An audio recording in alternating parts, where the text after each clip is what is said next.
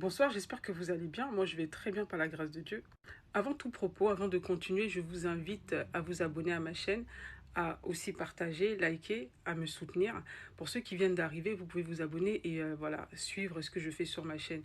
C'est une chaîne ici où je parle de spiritualité, et non seulement de spiritualité, mais aussi de vie pratique. Parce que je pense que la spiritualité doit être quelque chose de pratique. On doit comprendre pour pouvoir avoir du résultat. Donc, moi, je me présente, je suis Estivera. Pour ceux qui viennent d'arriver, vous pouvez voilà, vous abonner, liker et partager. Ça vous permettra de soutenir ma chaîne. J'ai aussi une annonce à faire. Ce samedi, je passe en live. Ce samedi, je fais un live. Un live spécialement sur les voleurs de toile, le vol de toile. Voilà, avec des témoignages et voilà, comment s'en sortir. Et voilà. Donc, vous ne devez pas rater ce live-là parce que je me suis rendu compte d'une chose, c'est que vous étiez nombreux. Beaucoup de gens sont victimes de cette fraude spirituelle. Mais le problème, c'est que beaucoup de gens sont ignorants aussi lorsqu'ils en sont victimes. On va évoquer les symptômes pour vous donner voilà, tous les symptômes du vol d'étoiles et comment faire pour s'en sortir. Voilà. Je serai en live avec la sœur Lisa Houlet, voilà, qui se connaît très bien sur le sujet parce elle a vécu comme moi. On a eu des expériences presque similaires. Et c'est pour ça que justement, toutes les deux, on a matché, on s'est dit waouh. Et je pense que ça, c'est vraiment une rencontre divine. Et j'espère que vous serez nombreux à ce live. Vous allez écouter, vous allez apprendre de tas de choses. Passons. Là, vu que je vous ai annoncé le live ce samedi, là, et c'est samedi à 20h, je précise, c'est à 20h, 20h heure de Paris et 18h, voilà, heure de Côte d'Ivoire, ou je sais pas, voilà, parce que je pense que la sœur est là en Côte d'Ivoire.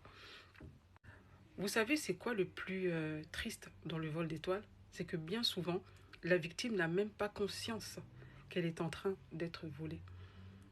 Ça veut dire qu'elle va expérimenter de tas de blocages, elle va expérimenter du retard, elle va expérimenter du rejet, elle va expérimenter en fait la plupart des symptômes voilà, des gens qui sont envoûtés, mais c'est parce que justement on l'a totalement détourné de sa destinée, des choses qui devaient lui arriver. Moi je vais vous dire une chose, les personnes qui sont capables de voler, de détourner l'étoile d'une personne, de voler les grâces d'une personne sont pires que les sorciers. Parce que il y a des vies que tu vis, que toi-même, c'est comme si tu étais un mort vivant en fait. Ces gens-là, c'est comme s'ils sont en train de te tuer. Et je vais vous dire une chose, c'est pas tout le monde qui supporte en fait. C'est pas tout le monde qui supporte le vol. Il y a des gens, ils sont capables même d'en mourir. Parce que quand tu voles l'étoile d'une personne, en fait, c'est l'énergie. On va parler en termes d'énergie. C'est l'énergie de la personne que tu voles. Tu peux épuiser cette personne jusqu'à ce que cette personne même finisse par en mourir. Vous voyez? Donc ces personnes-là, franchement, pour moi, désolé de dire, ce sont des démons en fait. Il faut vraiment être démoniaque mais pour faire cela. Et j'ai une sœur dans mon groupe de prière. Ma sœur, j'ai vu ta vidéo, hein, même si je t'ai pas encore répondu. Dans mon groupe de prière qui m'a envoyé cette vidéo-là. C'est une vidéo d'une histoire, tu vois, les histoires qui passent sur YouTube. En fait, la vidéo qu'elle m'a envoyée raconte l'histoire de deux meilleurs amis. C'est toujours ça, hein. Méfiez-vous des histoires. Vous êtes trop dans les histoires de meilleurs amis, là.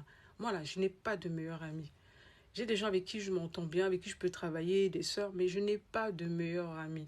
Mon meilleur ami, c'est Jésus. Je vous préviens déjà, j'ai pas de meilleurs amis. Je suis pas dans vos histoires de meilleurs amis, là. Parce que les meilleurs amis, là, c'est souvent des pestes. C'est souvent celles qui vont vous faire le plus de mal. Ce sont celles qui vont révéler vos secrets dehors. C'est souvent celles même qui vont vous jalouser ou qui vont vous faire du mal. Je m'en fiche.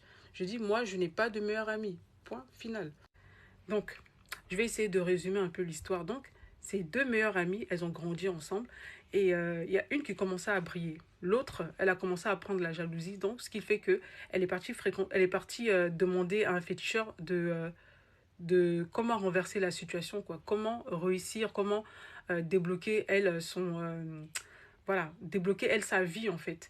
Et le féticheur lui a dit, à côté de toi, il y a quelqu'un qui brille et tout ça. Et si tu veux, je peux échanger vos étoiles et tout.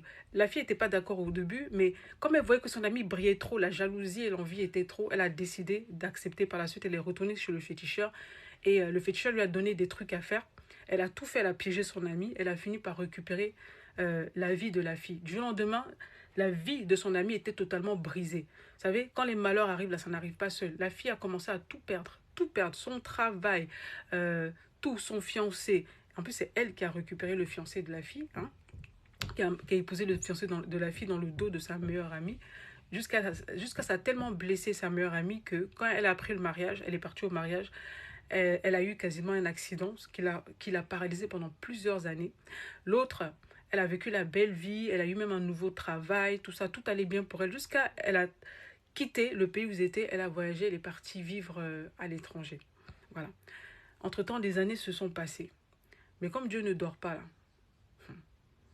la situation s'est renversée à l'avantage de l'autre. Juste pour vous dire que Dieu ne dort pas.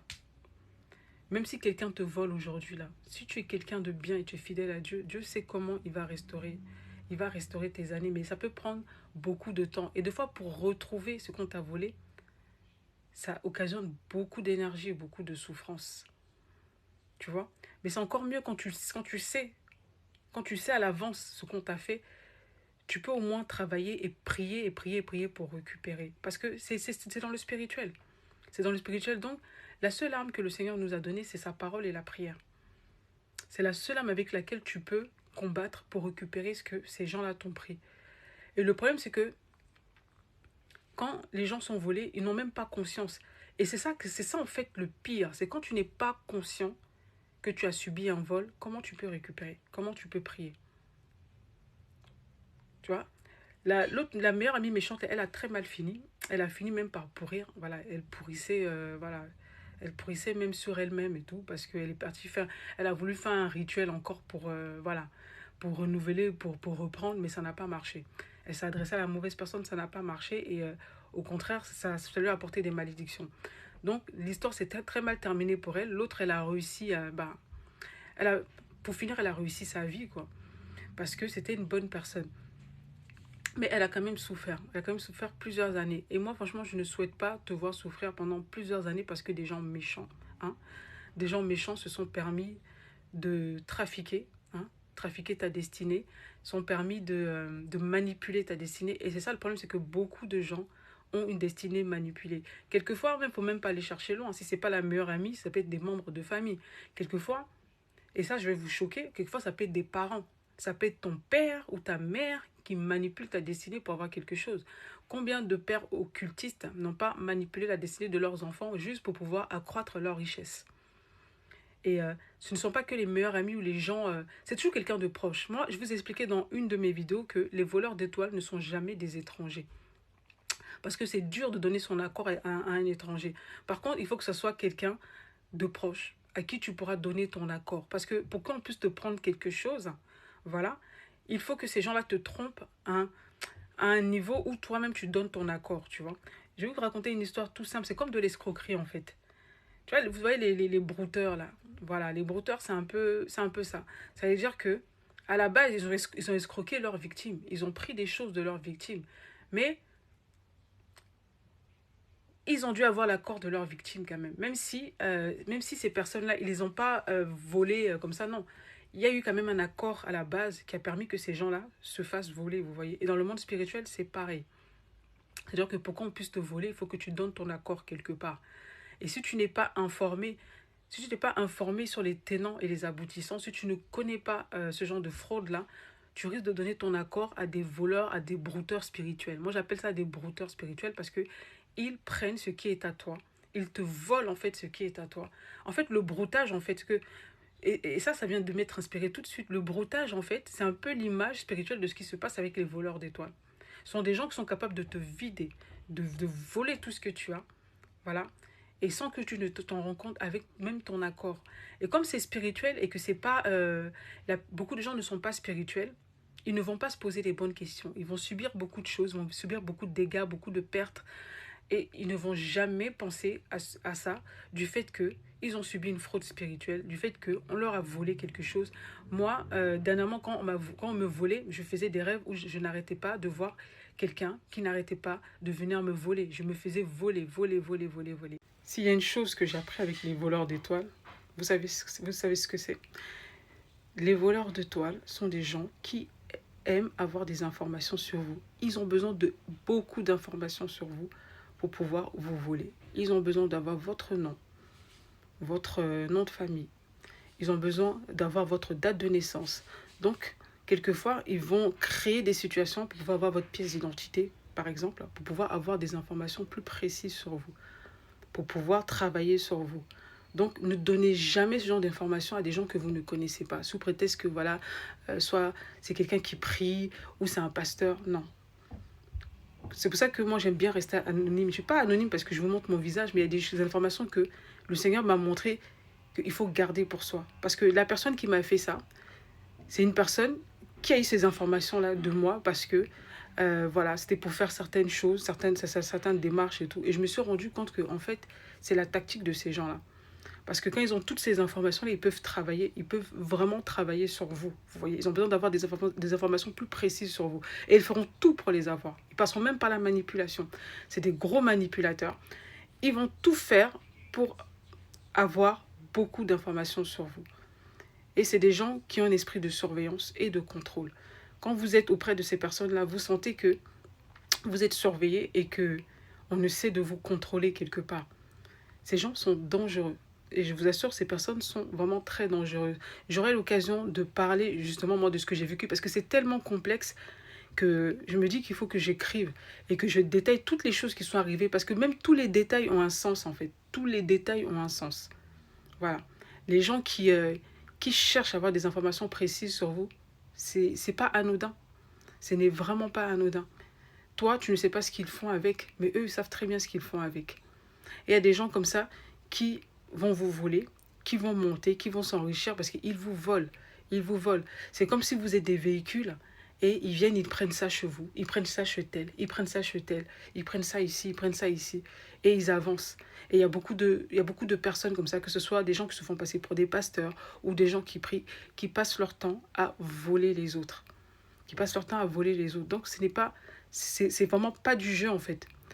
Et c'est pas tout le monde qui peut supporter ça. Il y a des gens, ils ne supportent tellement pas que ça peut les rendre malades. Ça peut vraiment les rendre malades. Il y a des gens qui peuvent mourir de cela, tu vois. Parce que voler l'énergie d'une personne, il faut vraiment être quelqu'un qui est proche de Dieu et qui se renouvelle souvent pour pouvoir supporter. Il y a des gens, il y a des gens, s'ils n'ont pas de vie spirituelle, ils peuvent ne pas supporter. C'est pour ça que vous voyez des gens qui rentrent dans une dépression ou qui dépérissent parce qu'on les a vidés. Voilà, quand on te vide comme ça et que tu n'es pas une personne qui a la capacité de te renouveler, tu peux vraiment tomber très gravement malade, tu vois. Et même quand on te vide comme ça et que tu es vidé de ton énergie, encore pour te lever, pour aller récupérer, c'est très dur. Hein. C'est très dur parce qu'il y a une lourdeur qui te vient. Tu sens une certaine lourdeur et aller prier, passer ton temps à prier, c'est pas évident. C'est pas évident. Il faut vraiment avoir cette grâce-là de se lever et de prier avec assiduité. Et c'est pour ça que je dis que ces gens sont très dangereux. Pour moi-même, je pense qu'ils sont plus dangereux même que les sorciers. Parce que les sorciers, des fois, ils ont certaines limites. Mais une personne qui est rentrée dans ce commerce-là pour voler l'étoile des autres, la lumière des autres, il n'y a rien de pire en fait. Et c'est pour ça que je vais vous dire une chose, je n'ai pas pitié d'eux. Et s'il faut prier, je dis, ma prière va non seulement toucher vous, mais elle va toucher aussi, parce qu'il faut que ça touche aussi votre descendance. Parce que si vous volez pour donner ça à vos enfants, il faut que ça touche aussi votre descendance, afin que ça s'arrête. Parce que vous n'allez pas prendre pour donner à vos enfants ce qui n'est pas à vous. Ah non, vous ne prendrez pas ce qui n'est pas à vous pour donner à vos enfants. Ce que vous avez pris là, on va le récupérer 4 fois chez vous. On ne va pas le récupérer 2 fois, hein. On va le récupérer 4 fois. Et si vous n'êtes pas content, ça ira jusqu'à 7 fois. On le récupérera chez vous. Et ça aura un impact même sur votre descendance. Donc faites très attention. Parce que c'est tellement dur. Vous savez, quand on vous vole comme ça, le temps de récupérer, la dureté, parce que déjà tu es affaibli, parce qu'on te vole. Et on te vole pourquoi? Parce que quelque part, tu as donné ton accord. Souvent, ce sont des gens qui sont proches de vous, qui vous ont trompé, que vous pensez que c'était des personnes bien. Ça peut être des personnes qui se font passer pour vos meilleurs amis. Ça peut être quelqu'un qui se dit être un pasteur. Ça peut être même vos propres parents. Ah, je vous assure, même des parents font ça à leurs enfants. Ça peut être un frère. Ce n'est que des proches. Ce n'est jamais quelqu'un qui est à l'extérieur, parce que une personne que vous ne connaissez pas ne peut pas vous voler aussi facilement si vous ne lui donnez pas quelque part votre accord. Et encore, il ne peut pas aller loin, en fait, dans son vol d'étoiles. C'est souvent des gens qui sont proches de vous, qui vous connaissent, qui ont tous les éléments pour pouvoir, pour pouvoir vous atteindre, en fait. Donc, ce genre de personnes sont très dangereuses. Pourquoi? Parce que ça amène une sorte de méfiance. Parce que si tu ne peux pas faire confiance à des gens, tu peux pas faire confiance à ton coiffeur. Tu vas aller, il va peut-être prendre tes cheveux pour faire des trucs pour te voler. En fait, de nos jours, à cause de l'envie de la convoitise, il y a tellement de gens qui sont devenus des brouteurs spirituels, parce que moi, c'est une forme de broutage, en fait, des brouteurs spirituels, que vous avez le devoir de connaître toutes les parades, d'apprendre quelles sont toutes ces arnaques. C'est des arnaques spirituelles, hein. Des arnaques de la façon dont les gens vous volent, de la façon dont les gens élaborent vraiment des plans pour détourner ce qui est à vous. Moi, j'appelle ça du broutage spirituel, parce que ça ressemble à du broutage, en fait. C'est ça, c'est exactement ce qu'ils font.